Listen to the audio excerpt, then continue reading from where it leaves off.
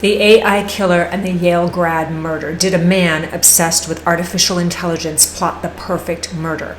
And if so, what gave him away? Yale graduate 26-year-old Kevin lay dead next to his Prius, bullet wounds riddling his face and body. He had just proposed to his fiancée, Zion Perry, and announced their engagement on Facebook. Days later, he was murdered in cold blood. At first, police suspected road rage, a simple fender bender gone terribly wrong, but something didn't add up. 8 bullets, fired at close range, stippling, that's the tattooing effect from a gunpowder burns, marked his skin. That means the shooter stood over Kevin, taking careful, deliberate shots to ensure he was dead. This wasn't panic, this wasn't rage, this was calculated.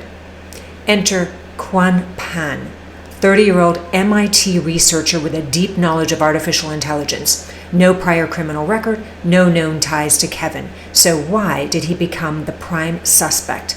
The answer? Obsession. Zion and Pan had met briefly at MIT. Nothing romantic, just a casual acquaintance. But when she graduated, he asked to video chat. She politely declined. That was the end of it, or so she thought. Until she posted her engagement announcement. And that same week, Kevin, her fiancé, was murdered. So what's the psychology of a stalker turned killer? Pan barely knew Zion Perry, yet in his mind he believed he had a claim over her. Pan likely snapped after seeing Zion Perry's engagement announcement and planned the attack shortly after. Pan vanished after the murder. Surveillance footage placed him in a dark SUV near the crime scene, and hours later the SUV was found abandoned, stuck on train tracks. Inside, a yellow jacket, a Massachusetts bag, and a gun. The same caliber as the bullets that killed Kevin. Then we go to Pan's mother, who had been making suspicious cash withdrawals. A lot of them. Surveillance caught her borrowing a hotel employee's phone, dialing a number, and then deleting the call log. U.S. Marshals traced that call to Montgomery, Alabama. That's where they found Pan, hiding, with $220,000 in cash, multiple phones, and a fake passport. Yes, his mother helped him. So what is the defense strategy with this? I mean, how do you defend a man who was literally caught red-handed? A man who left behind a trail of evidence so damning it seems impossible to argue his innocence, right? If I were Pan's attorney, I'd have 3 angles, 3 desperate lifelines to cast into the courtroom and hope something sticks. First, mental health.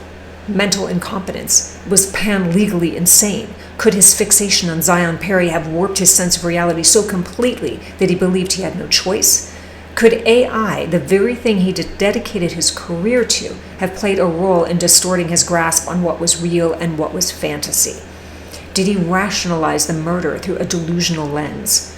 Second, lack of premeditation. Was this an act of impulse, an explosion of unchecked obsession, or something meticulously plotted?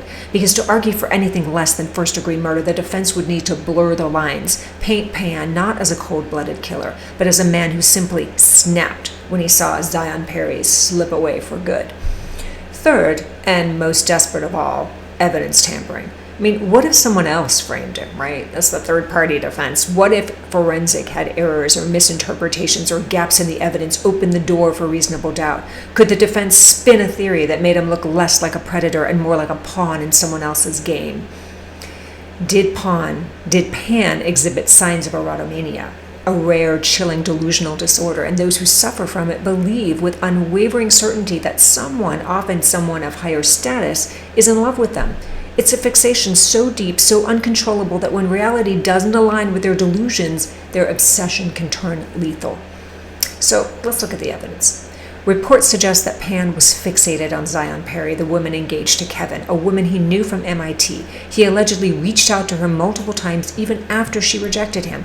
But rejection is a dangerous thing for someone suffering from erotomania, because in their mind, rejection isn't real. It's just an obstacle, a challenge to overcome. And when that challenge proves impossible, the consequences can be fatal. So was the murder of Kevin a desperate last-ditch effort to eliminate a romantic rival? Was it a crime of passion or a calculated execution? Because here's the terrifying truth. Erotomania patients don't just move on. They persist. They spiral. They convince themselves that the love still exists even when the world tells them otherwise. And that, more than anything else, might be why Kevin never stood a chance.